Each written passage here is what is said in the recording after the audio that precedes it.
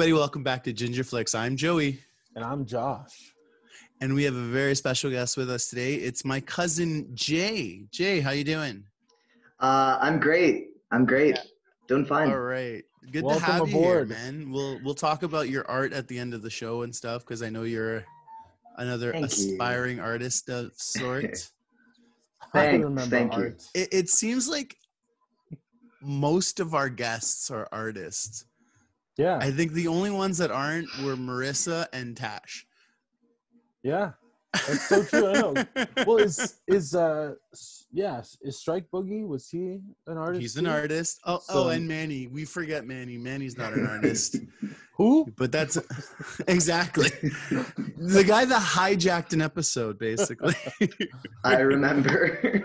Oh, you listened? Oh, yeah. No, I listened to your podcast, Joe. Of course. that's sweet of you. At least somebody listens. Hey, I'm not subscribed, and I should be, but I do listen. Well, you'll get there. Subscribe. Don't worry. I'll press the button when it stops What the giving hell's me the matter anxiety. with you? Anyways, Josh, what movie did we watch? We did this for Jay. Okay, so for Jay, Sorry.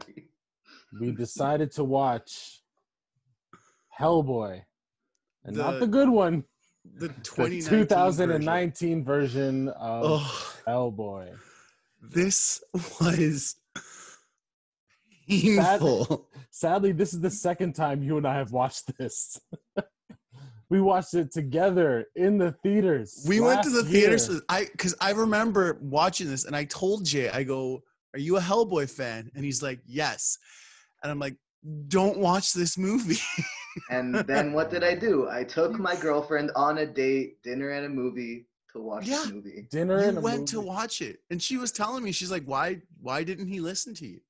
Why didn't he listen?" Well, like Well, to be fair, Joe, I never listened to you. That's fair. That's a fair point. Yeah. the thing is, though, it's I like don't blame you.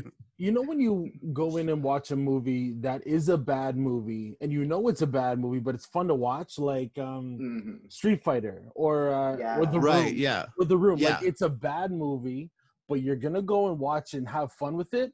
To be honest, I feel like this could turn into that in the future, where it's like, look, let's just put on a bad movie and just laugh, like just have fun with it.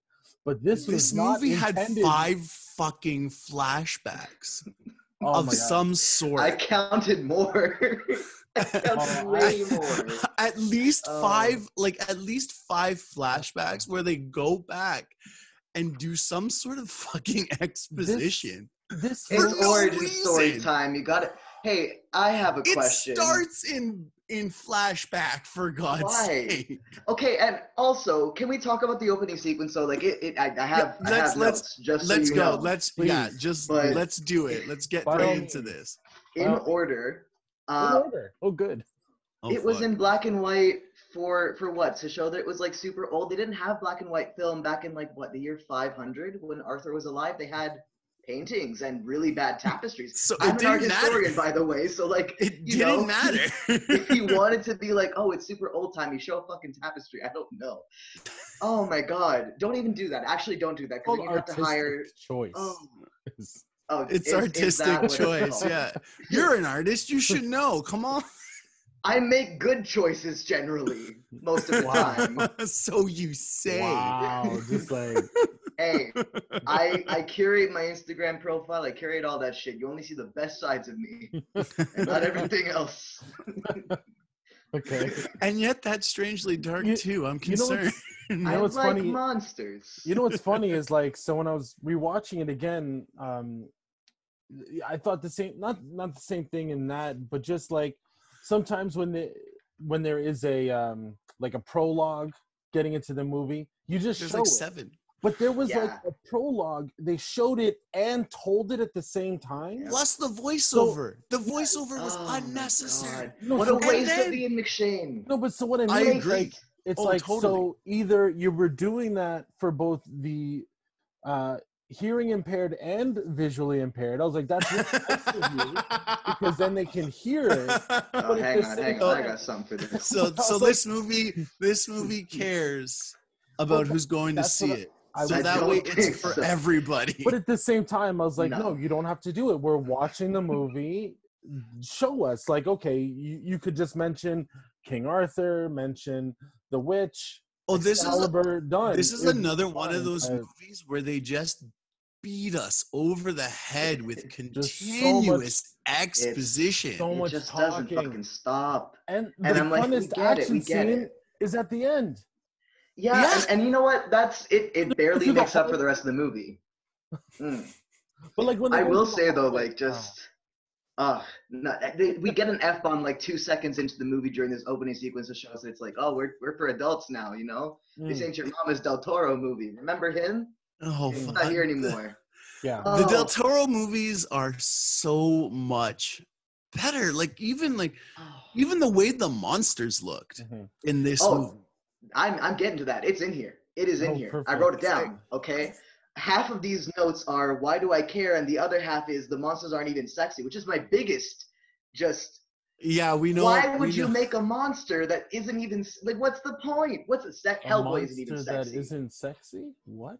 Wait a Jay second. likes himself some sexy monster. I like look. Hey, I am you the know what? man you go to What's about her name? monsters. Mia Jovovich, though, hey, She's Yeah, she she's still the looks sexiest great. monster. but she still looks Yeah. great. Like, I'm She's sorry. one of the few. Okay, this is what kills me about this movie. Aside from everything, David Harbour's performance is okay. Mm. He's fine. It's better than what I expected. The only thing that annoyed me was the direction they took with Hellboy made him a bit more of a whiny teenager type. He was so Yeah. angry and not angry. Yeah. Oh yeah. Whiny. Yeah. Yeah. Yeah. Where Ron Perlman played it with a lot more. I want to say. Badassery.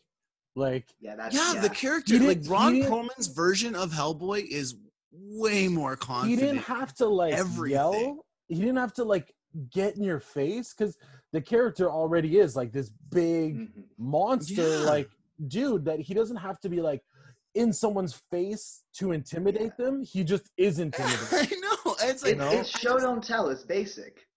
yeah. Oh, totally. We've talked a lot about that. in We've this, this has been mentioned on a few of our episodes. yeah. I was there. Yeah, Yeah. you've taken the ride That's- with us. We forget that's- that. that is a staple in I am a film fan. is show don't tell, right? You Oh, don't need to It's a staple of storytelling. just in general, when you tell a story, Well, you kind of just don't in- want to just hold in the film. audience. Like- but like, Like, in for film where example, it's a the- visual yeah. medium, you Yeah. show it. You don't have like when you're reading a book, you obviously have to tell because you're reading it. But Like the But three just of us something- have done some sort of like film school, be it through acting, be it through Mhm. production, be it through, actual Mhm. film study. So we have somewhat of an idea how to tell a Mhm. story Yeah. in this medium. And it's just Mhm. insane how professionals, are arguably at one point in our lives, people who we aspired to be in some way, Mhm. don't get it. yeah, They just don't get it. Like, I don't understand. Like that. Like this movie just beats us over the head with exposition upon exposition about stuff I just don't care about. Like, Mhm. did I really need to know the whole backstory about Alice? No, Was it necessary? Alice. Yeah. I enjoyed was the Alice? callbacks. the lady. psychic girl. Oh yeah. Yeah. The younger psychic, because there was two psychics in this movie. Oh and yeah, one there wasn't was- very I was good. thinking Alice like Resident Evil, like Mia Jovovich, but I was like, wait a minute, was No, she Alice? no. Who was she No. in Resident Evil? Like, She was Nimoy in this, or Nimue. Nimue. Nimue. She was Wait. Leonard Nimoy. The in Blood Queen, whatever. she was Anyway. the background song to Lion Sleeps Tonight. You know, Yeah, totally. Nimue. Nimue. Yeah, that sounds right. Oh my god, there is so they ruined one of my favorite. Ruined is kind of a strong word. You know what? Fuck it, they ruined it. Go for it. I Please tell Yeah, us. I try to be at least a little bit nice because you never know who's hiring and when. I'm a Well, no, concept it's- artist, by the way, so Yeah, please it's hire it's me, not maybe. even that. It's Yeah. like this movie just goes out of its way to explain something that didn't need explanation. And it just goes off with all these types of tropes, like be it oh, King Arthur's involved in some way. That hasn't worked in the last 15 movies. All But right. we're gonna fucking shoot. We're gonna go back to it. We're gonna go back to it, right? I mean, Oh. like Hellboy 1 did such a great job, like the original Hellboy with Ron Perlman did such a great job of taking an relatively obscure character in the terms of mainstream comics at the time, right? Still is. And the yeah, but doesn't know who Hellboy is. I'll be honest, my experience with Hellboy are the movies and some of the cartoons, right? Jay, you're a bit more versed in that universe because you read the Hellboy comics. Yeah. And you like the character, and it's one of your favorite characters. Yeah. And you said even before we started recording that they got a lot of cool things and right things about this movie. It just was not executed very well. No, it was like the Del Toro movies in the sense that, you know, Del Toro also took a lot of different plot lines and stories in the Hellboy comics that he then adapted and made his own story with, and sort of focus on core aspects of that. And I'll be the first to say that those movies also had a lot going on. They had a lot of different aspects playing around with them, but they also had like a goal, which this movie did not have. So I have written down all the comics that they took. So they took from Hellboy in Mexico, which is a short story. So that was Richard Corden, Dave Stewart, and Clem Robbins. And then The Corpse, so Alice's backstory, which was Mike Mignola and the usual crew, so Hollingsworth and Brosseau. Hellboy the Wild Hunt, the entire arc was pretty much the whole movie, which again was Mignola, Fegredo, Stewart, and Robbins. And Hellboy in Hell, some aspects they took, which was the final, the sort of end arc of Hellboy, which was the usual suspects, so Mignola, Stewart, and Robbins. Yeah. And they just fucking were like, let me just put all of it in one movie, and then we're just gonna not do anything with it. I mean, like this was an opportunity if they wanted to do those. I mean, just stick to one of those stories. I feel like each of those stories has enough to adapt to it that you don't need all of that, right? I mean, it felt like there was like this felt like a collection of short stories clipped together. I mean, if you literally faded to black between each, you know, backstory or whatever, you could put it could have been put together as like an anthology. It would be episodic. It would work. It would work so much better as an episodic series. The way they put this version of Hellboy together. I mean, I think like for me, it's going off of what you're saying, Joe. Is that like I felt this time watching? I mean, last time I'm pretty sure I fell asleep in the theater. Like I don't remember Ian McShane. You did. I don't remember Ian McShane, like how he died. And I was like, what? Like Josh, I just watched this movie and I don't remember how Ian McShane died. I remember because he came back as a flesh ghost. But this happened. That was this. This is literally it was just poke. That's it. Poke. But no, but going off what you're saying though, when I was watching it this time, I feel like the movie itself, it didn't know what it was trying to be. Yeah, it had no idea where it wanted to go. At sometimes it had horror elements. At sometimes it was trying to be almost like a comedy. Yeah. And then sometimes it was just a straight up adventure. Like sometimes it was adventure, like when you have all the giants and King Arthur, like there's that adventure element to it. And sometimes movies are fine when they have like different elements incorporated in it. But this one didn't work. But it's not even that. It's just what it did. Like what it needed to do was have a simple story, and then you just build on it. Like like add this. But it's like it felt like, oh, let's go here. No. This isn't working. Let's storytelling 101. Like this movie does not have a beginning, middle, and an end. It just goes everywhere. Yeah, it has several beginnings given all the flashbacks, I would argue. Exactly. It has too many beginnings. I don't know the movie doesn't get started. No. And you don't let your characters develop on screen. And also some of the development came in out of nowhere. So Daimyo, who as far as I remember didn't exist in the comics, I'm really sorry. The cheetah or like jaguar guy? Yeah, the werecat, whatever I don't know what he was supposed to be. Daniel Day help Kim. me. Daniel What a waste of Daniel Day Kim. Also, I feel terrible about that. But they wasted. They had such a for the cast of this movie. for the cast that this movie had, it should have been so much better.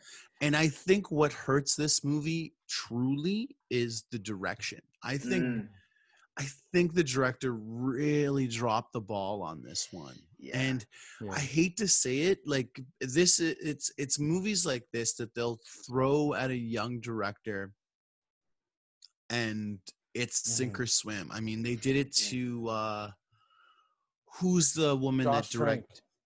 Josh Trank. Yeah, too. They've done it to Josh Trank, and he hasn't really recovered. No.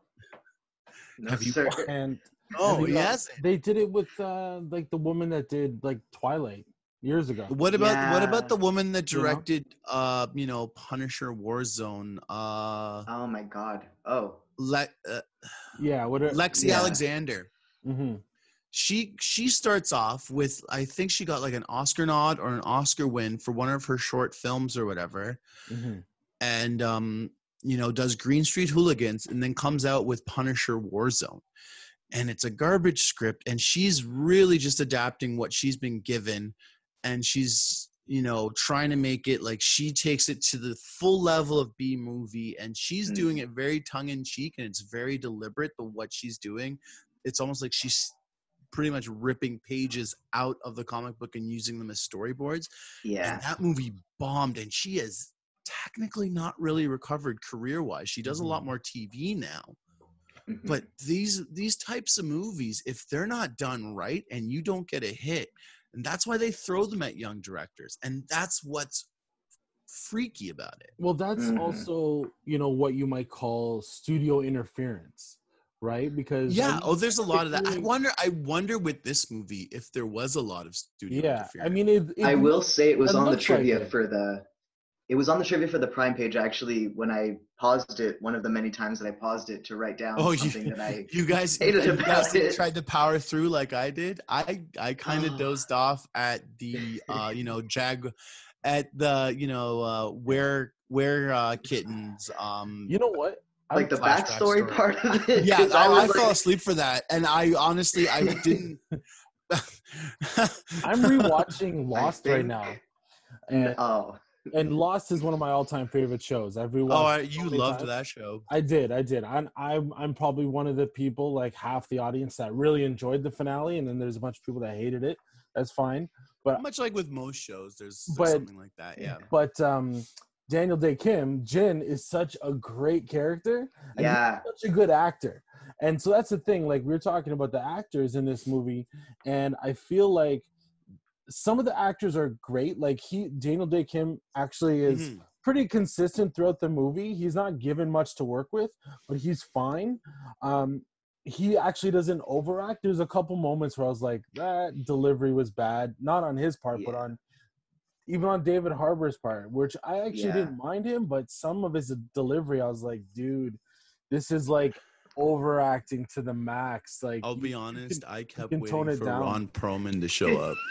I was waiting till I was like, come here, come save me. I'm like, where is Ron?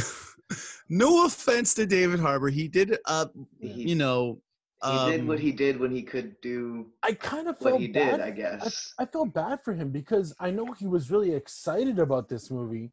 And dude, I was excited about it. Like, everybody was excited about his portrayal of it. Mm-hmm. Well, he knew going into it. No, I don't want to say everyone was excited. A lot of people I talked to. Because so many people wanted the third Del Toro movie, and they wanted Ron Perlman back. And so, like, he knew that those fans wanted him back. But that became an...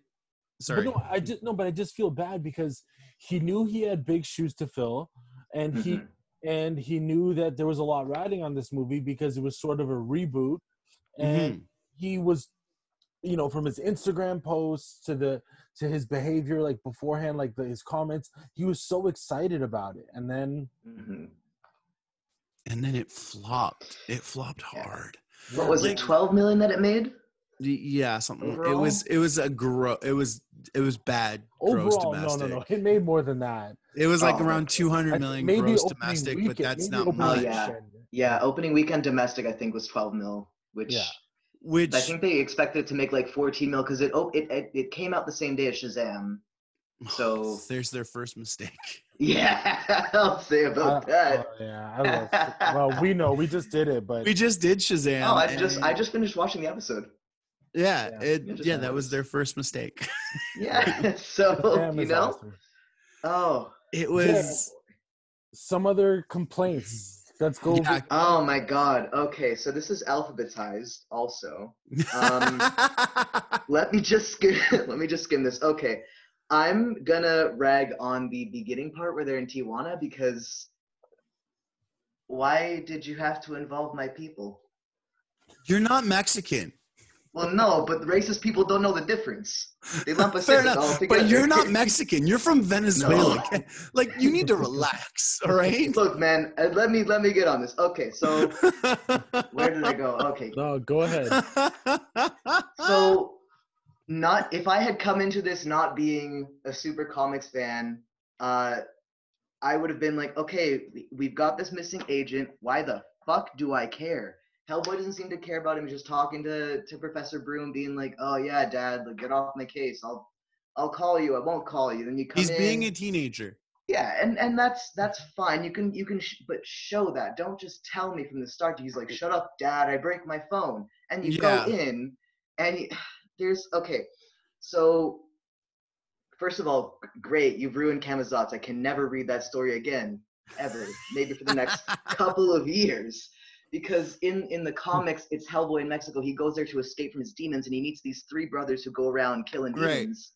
And the youngest brother becomes his best friend. Like Mignola shows you, they drink together, they do stuff together, they hunt demons together. Then he says like, "Hellboy, you're my best friend," and Hellboy is like, "Hell yeah!" And then he gets fucking turned into a vampire bat creature Camazotz thing. Yeah. And Hellboy has to kill him, and he's like, "I know you're in there," and you have this emotional moment where he dies and becomes human again, and he's like, "That's okay, like I forgive you." And like, this movie relegates it to like 5 minutes of screen time. And that's not even like there was no first of all, the suit, relegated to 5 minutes. Who made the suit? I just want to talk. I swear. Just show your location on your phone, airdrop it. I just want to talk. I swear. That's all I want to do. I just want to talk to you. I just want to talk to you. I'm not going to do anything bad. I swear. Please. What? Who taught you color theory? Who did that? Who? Because they did a terrible job. I'm sorry. That shade of teal and that shade of lavender together? Like, okay, listen. I'm doing this in part because I'm an artist and know color theory, but I am a raging bisexual person. And yes, I will cop to this stereotype, okay? Okay, just who said that would look good? And then you put pure black on the suit too? Pure? You're not even gonna water it down a little bit, just like a little bit less saturated. You are shitting on the costume designer. I love this. I'm getting hung up on this, but there's so much more to say. Okay, the second thing, there is no need whatsoever for you to literally translate the word Hellboy. It's a name. Names they don't get translated into Spanish. Also, they picked the worst possible translation. Instead of being like, it's Hellboy. They picked he says Muchacho del fireman. Infierno. He says, dude. It literally means dude from hell. You could have gone with, I don't know, Diablito, little devil, or El Diablo.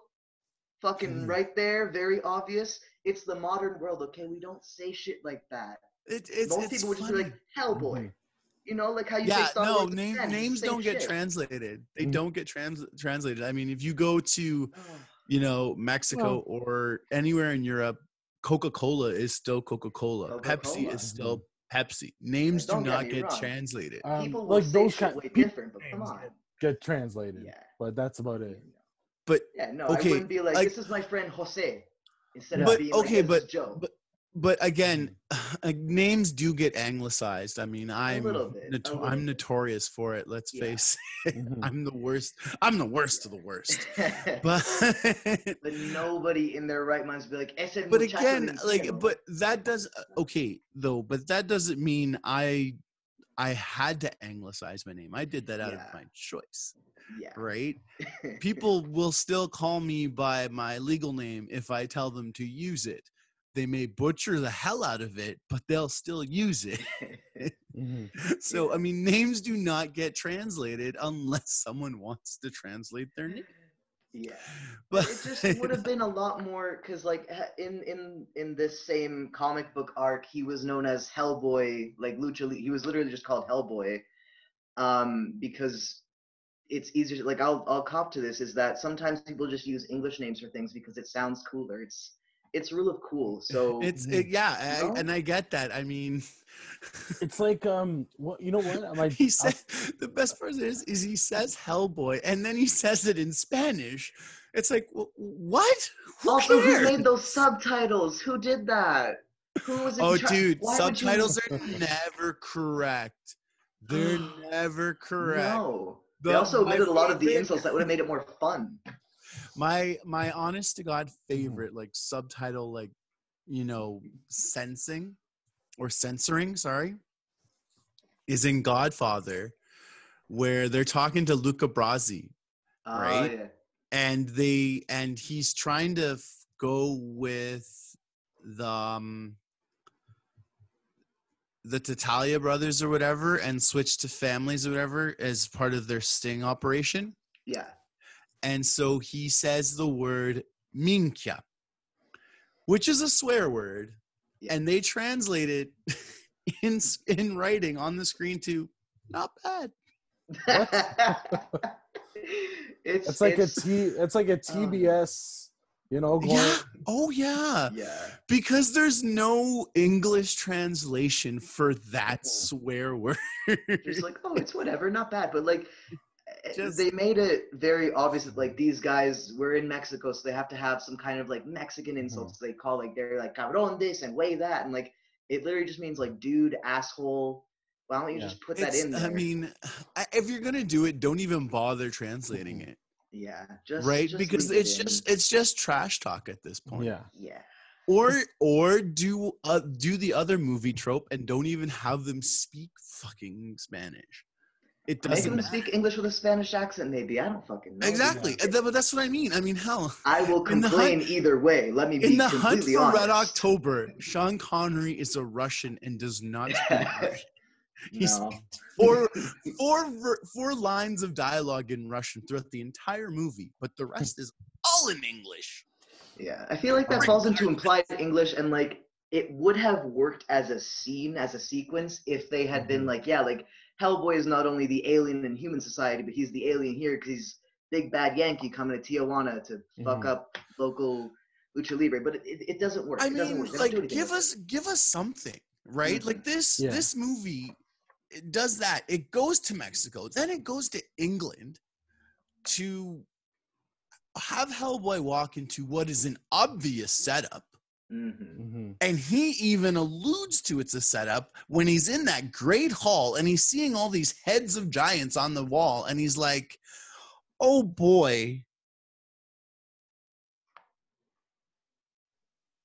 Okay, where were we? Oh, yeah. Excellent. So, like, this movie goes to England for some reason to set Hellboy up into what is known as an obvious setup.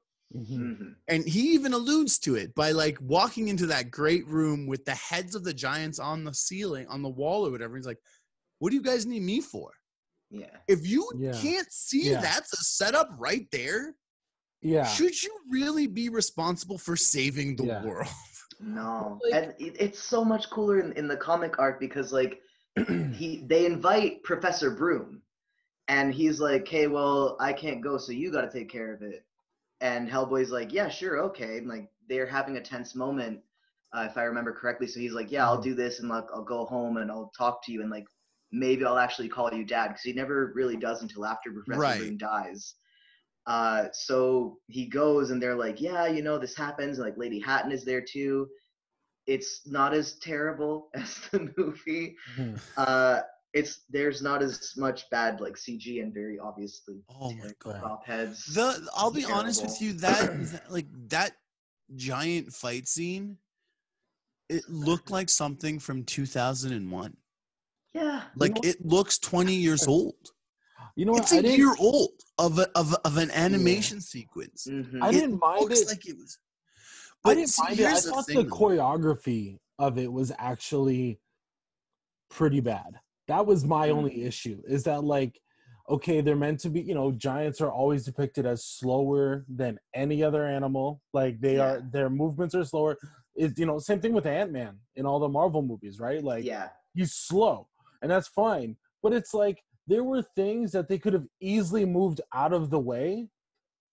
Like, they got killed so easily. It was Why do it in the daylight? Why would you do that in the daylight? like, but it was It's just, not even that. It's just it like was, it was just so, I was like, okay, so there actually were 3 giants. Like, they could have lied, first of all. Like, they could have actually killed the giants, because they went out of their way, like you said, Joe, to say, yeah, well, we can take care of 1 giant, maybe 2, but not 3. And then there actually were 3 giants, and they did die. Like, those giants killed those guards or whatever they were, all those guys were gone. like, Yeah. so fast. So I was like, why wouldn't you actually get Hellboy to do it Like first, the entire Osiris and then club take care of him between. after? Like, Bro, just have them between- kill the thing first, and they're like, "Oh But yeah, you okay, did your job." this is what I don't get. All right, the Osiris Club has been hunting giants for centuries. Let's say Mhm. they couldn't handle Pig Dude. The Gruagach is actually a different kind of being altogether.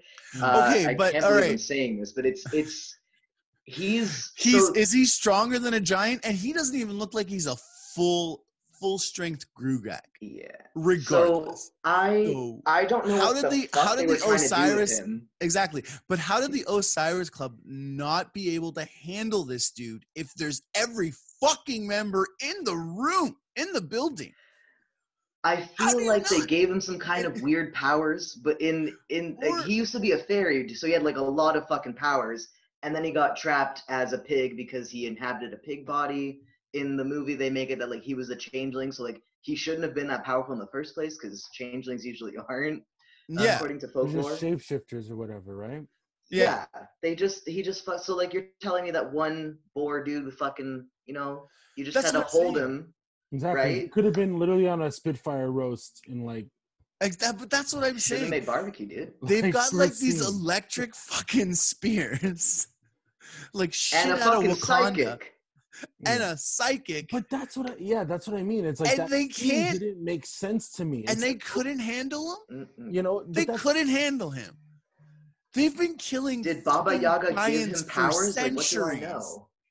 You know what I mean? They've been killing giants for centuries, but they couldn't handle Mhm. Pig Dude. So Nope. here's a You question. Here's a Just question. fuck you. Because they introduced Daniel Day Kim like halfway through the movie, right? Yeah. Yeah. Too late. And then they say that he's gonna kill Hellboy. Like, they give him a gun, right? For no specific it's like this I didn't entire get that. I was like, where did that come from? And everybody except for Alice and Yeah. Professor Broom are trying to kill Hellboy. But I was like, and the thing is, I was like, why are you trying to kill Everyone. him? And second of all, they didn't even explain when he didn't kill him. It just never happened. And It was then a they're It's mistake. just Let me because just- okay, and they're just buddies, and like then they're just buddies, and the two of them are fighting. the idea giant. the idea the of it giant was I think now this is just me pulling at straws here and hopefully getting some or shooting a dart and hopefully hitting the board. So many darts. But So many straws to pull from. what I'm trying to say here is like I think he did it as an insurance policy in the sense that if Hellboy does not kill Mila Jovovich, Yeah. then he kills Hellboy. So therefore, her plan to take over doesn't happen. Because the But whole it idea still is she would've, needs if no, because she needs Hellboy in order for her plan to actually work. She needs the descendant of Arthur. But I how think. many people did she kill before Hellboy stopped her? Like, all those monsters came up, like, no problem. And don't get I me think, wrong, but, I was like, but my whoa, point when is, they I actually think killed the all those idea. And again, regular- deeply unsexy monsters.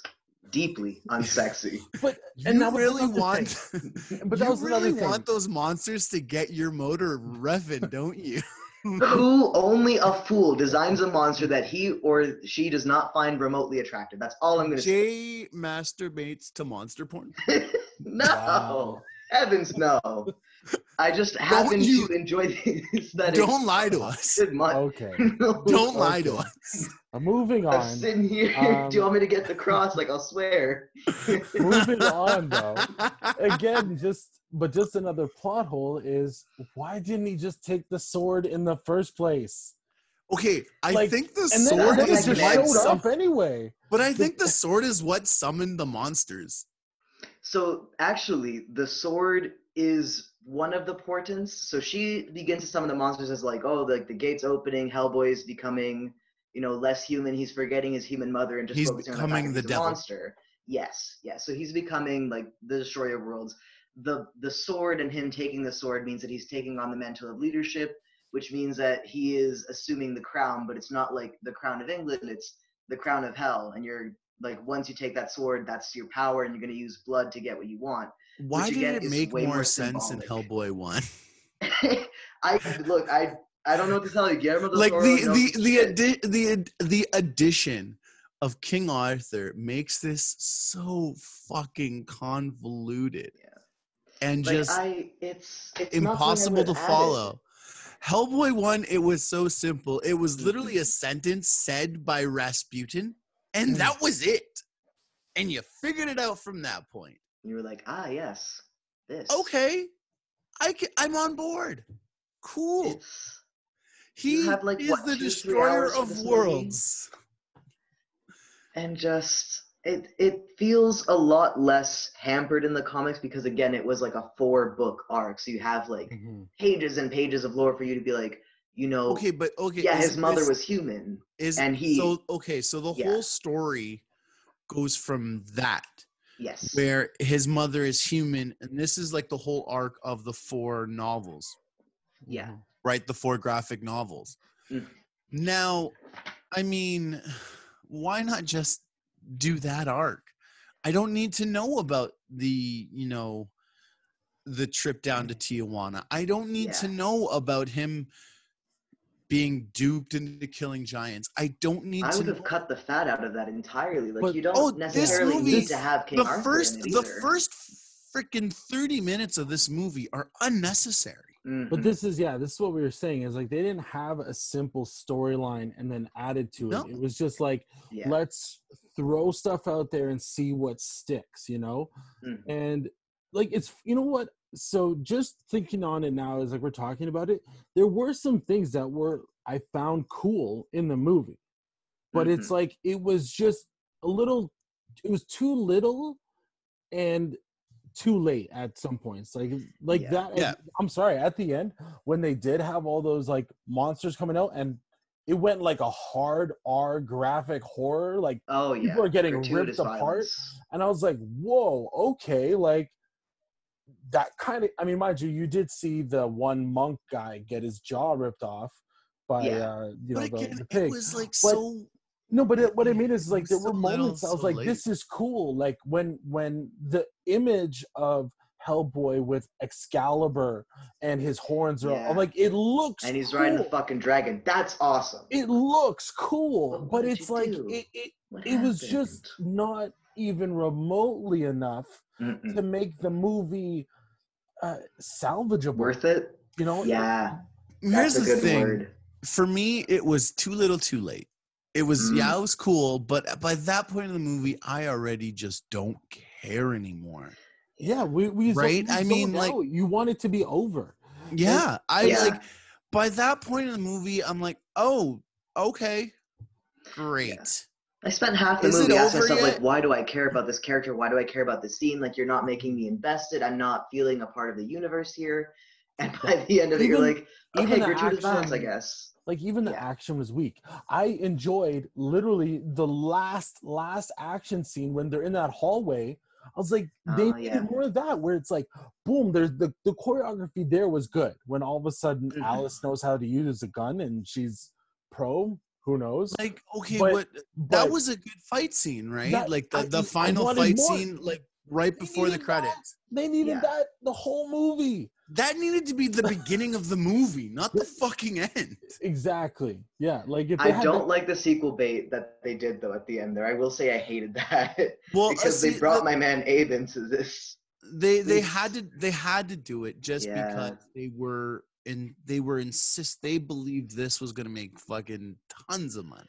Well, that's a comic book movie trope nowadays. And it's for sure they have like the post-credit scene. Welcome to Marvel. Right? I think I wrote down specifically, leave Abe out of this, please. No, I left out the please actually. It just says leave Abe out of this. You were so, as the movie's going, you were happy. Oh, thank God they didn't tarnish Abe. And the post-credit sequence, I just see you just staring at the screen going, no! I actually screamed. They were like, oh, Atheist. I was like, okay, don't show him. For once, do not, just tell me, don't show me. And then the hand on the screen, I was like, bad CGI monster. Here we go. Yeah. So to kind of like flip the script, was there anything within this movie that you guys actually enjoyed?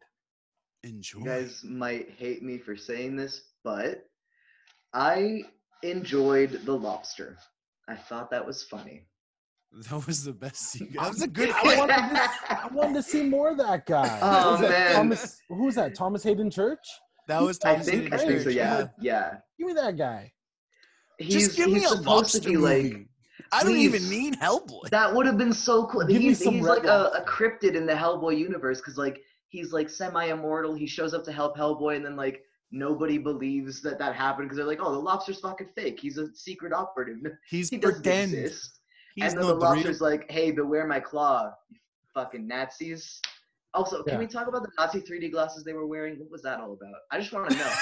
I want to know if we all saw that or I was hallucinating. I feel like we need to have Jay on the show more often, just so we can tear apart costume design, wardrobe and fashion. Because I have no eye for that. You know what? Maybe we'll just add that. Like we'll do a cutaway, be like, and now Jay's fashion tidbits. Like we could just have that on the YouTube I would love that. channel. Jay could have his own little video on our channel of just him tearing apart wardrobe for movies. Yeah, I'll do a spoiler-free review of Superman: The Red Sun because Josh's video got me to watch that the other day. I'll talk about costume design. Wow. That was animated. How are you going to talk about costume design? That's a cartoon. I can talk about costume design. That counts. That counts because I do that shit. Okay, when I design characters, I give them clothes that speak to them. Enough. All right, Joey. Anything you actually liked about this movie? Oh boy, this is hard. One thing, come on, man. Fucking hard. To be honest, I really liked that fight scene at the end. That to me was one of the better things. I love Ian McShane as an actor, and I want more of him. And for them to have killed him in this movie kind of just broke my heart because I liked every scene before he was a goo thing. Yeah. But you knew, I think you knew he was going to die because didn't that same character die in the original Hellboy movie? Yes. He dies, but it's so much better. And who was that? Was that John Hurt, I think? It was John Hurt, yeah. Which, funny enough, him and Ian McShane were like close friends. Yeah. They worked on like the same show or something like together back in the 60s, and they were actually fairly close. That makes sense. So it's kind of cool. I mean, I just like the way Ian McShane is. But again, he's not. But my knowledge of Hellboy is again from the movies. Now, Jay, you as someone who reads the graphic novels and the comics, specifically with Professor Broom, which character interpretation is more accurate to what the comic says? You know, John Hurt's interpretation in the original Hellboy movies, or is it Ian McShane's where he's a bit of a tough love type of dad? Hands down, it's John Hurt's interpretation. He was never as like soft. I feel that John Hurt brought a certain softness to that role because like you do get to know him aside from Hellboy, and Hellboy's always he's much more of an adoptive father sort of thing. Yeah. So he makes the effort. he the definitely has comics more is a of much more middle of the road type of thing compared to yeah. the two actors' interpretations are like opposite ends of the spectrum. I think I will say that it's very much like that. It's just like it's hard for me to gauge because it's very much central to Hellboy, and like Hellboy has this sort of, is he my father? Do I call him that for most of the comics until Professor Broom dies? And he has like one aside where you have the lettering is like super small and Hellboy's like my father, and you're like, holy shit, like Well, that's how you even the felt this whole movies, time. like, well, the first two movies, the two original movies, somewhat convey that, where he's sort of, rebellious until he dies, and it's just Ron Perlman, like that guy is amazing behind makeup, and I don't know, man. As good of an actor as David Harbour is, he's not as good as Ron Perlman. I do feel that the prosthetics also In this hindered character, his Ron Perlman is just so good with all that makeup on. He conveys emotion, and he gives you emotional gravitas behind a mask constantly. The guy is a champion of mask work. Yeah, and he makes those hooded eyes really work. You know why? He just. I think it's because he started not started, but he did a lot of voice work as well. Yes. Ron Perlman, but I think he started on like Batman the Animated Series or maybe before that, but I know he's done a lot. He was on a series with Linda Hamilton in the 80s. Oh, Beauty and the Beast, yeah. He was the lead. But it's like, he's not the greatest actor in the world. No, but he brings such a gravitas, or even just an emotional strength. But it's like when you do voice work, that it's like there's a microphone right there, so you don't need to oversell something, right? Because it picks it up, and I think that's why Ron Perlman, and like Beauty and the Beast, where he's done stuff behind makeup and costuming, he can pull back a little bit. Whereas he doesn't have to oversell or overact. Exactly. And I think David Harbour he was trying so hard, and I got to give him credit for that, but it didn't come across as well as Ron Perlman's did. So would you say, Josh, that he was trying to act like through the makeup as opposed to like with the makeup then? You know what? That's actually a good question. Decent interpretation of it. And I'm only going to kind of, I'm gonna try and make this it's gonna be a short story, but I remember in college, and I was in the Crucible, right? And we were doing a run through of the show. We had it was already done, but we're doing a run through, and I was not on this one day, and my director, she knew it, and she stopped the production kind of thing, and she told me, I was playing Reverend Paris, and she told me, she's like, go get your jacket. Because we're just in like our normal clothes, but she's like, go get your jacket that he wears and his shoes. And I put it on, and then it totally changed. Like I felt more connected to the character, and she said it. She's like, oh my God, you were way better. And like, she's like, that's how you need to act. Like that was great. And I think so with David Harbour, like getting the makeup, he should feel like that character. It should help him. He shouldn't have to act through it. It should just be what is a part of him. It's like when Henry Cavill puts on the Superman costume, when when Ryan Reynolds is wearing his Deadpool costume, like that is the character right there, and you don't need or when like fucking Marlon Brando put cotton balls in his mouth. Yeah, too. That was his screen test. It was his schedule. I mean? It was his sort of, not schedule, like routine to sort of get into character. But he was what was, I guess it could be argued as method. I don't know, but it was something like he used to get into character, and it just nails it. Like it's a matter of using that and working with it as opposed to trying to perform through it, what you said. Anyways, Jay, what was one part about this movie that you liked besides the lobster? Oh, okay. We'll go with the lobster then. Yeah. I'll go with one more thing, just since you asked. Sure. I didn't enjoy what they ended up doing with Alice, but I did like that they changed her into a sort of daughter figure for Hellboy. to have, because in the comics, like he does save her when she's a baby, and then when she's all grown up, they like kiss. She's a and love it's interest? really weird. Yeah, Gross. it's yeah. I'll say. So I'm just like, okay, she was like a baby 3 pages ago. That's fucking So, gross, dude. Yeah, so I'll say that was fun. All right. So much bad. That's one of the few changes you liked. I like that. All right, Josh, your turn now. What did you enjoy about this? I think I kind of already had said certain things. Like, yeah, I'd mentioned that hallway fight.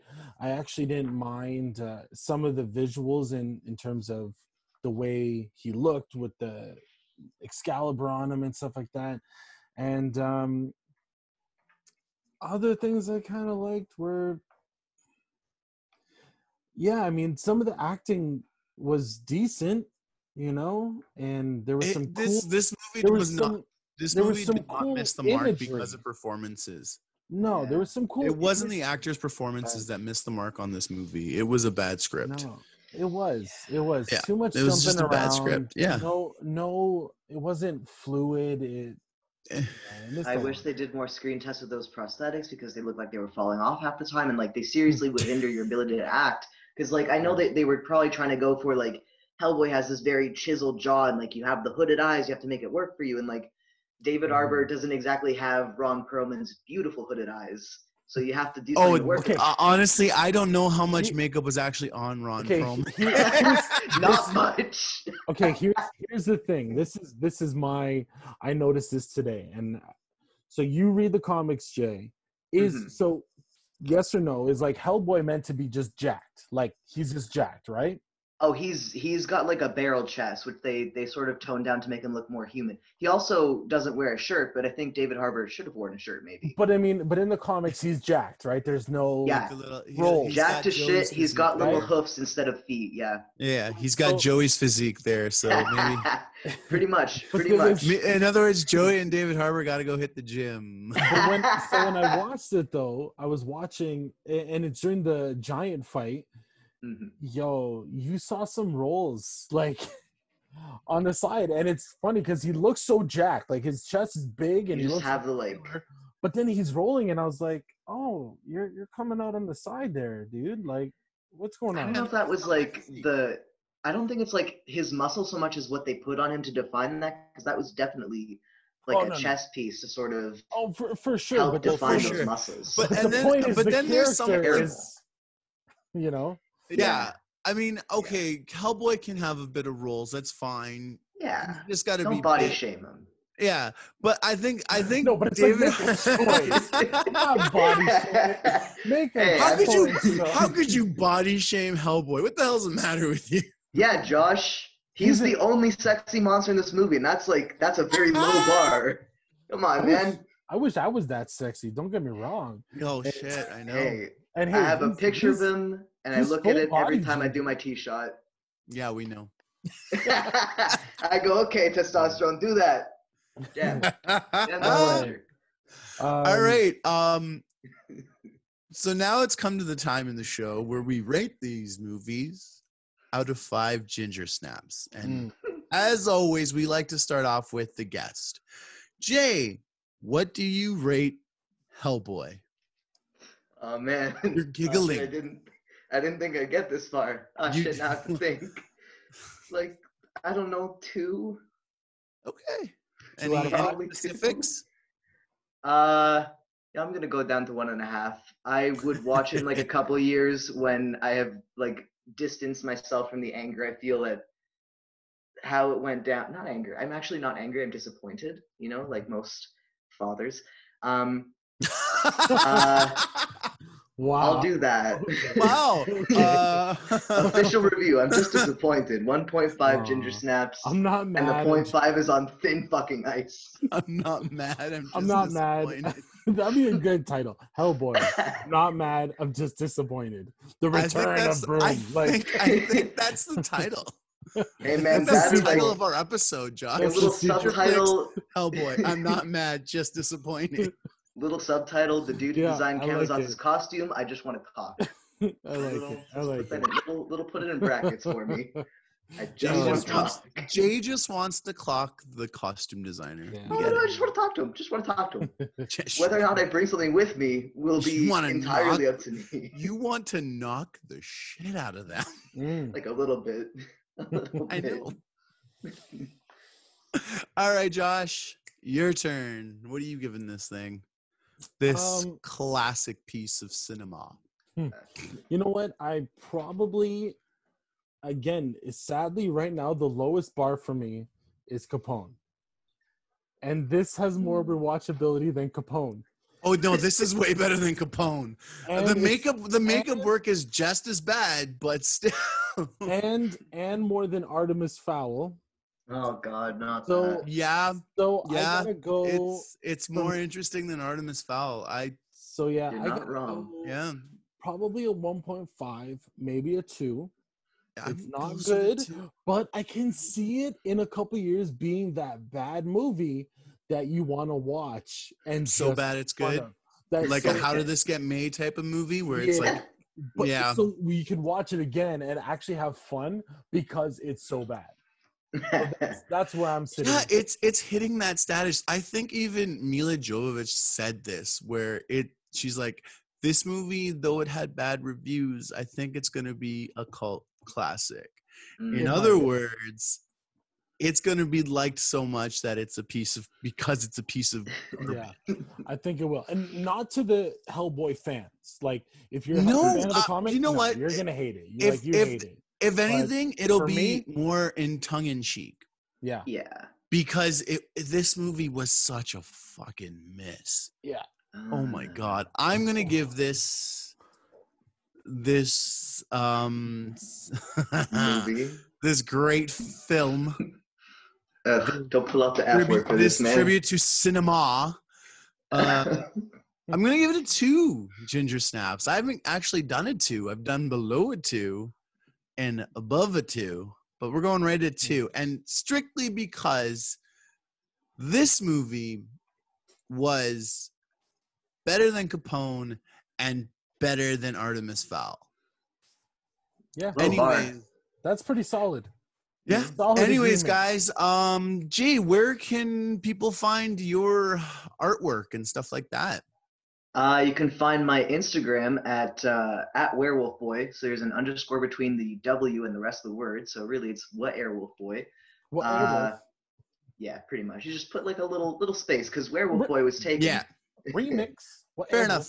I like it. All right. And Josh, where can they find our good stuff? To all our listeners, you YouTube people, you can find us on Instagram at GingerFlixPod. You can find us on Twitter at FlixPod. And you can find us on YouTube at GingerFlix as well. And remember that Flix always spelt with that X. Because X marks the ginge. Yep. Anyways, Jay, thank you for being on the show. Thanks for having me. We're always happy to have you, buddy. Mm-hmm. Thanks for listening. For Gingerflix, I'm Joey. I'm Josh. And we'll catch you soon.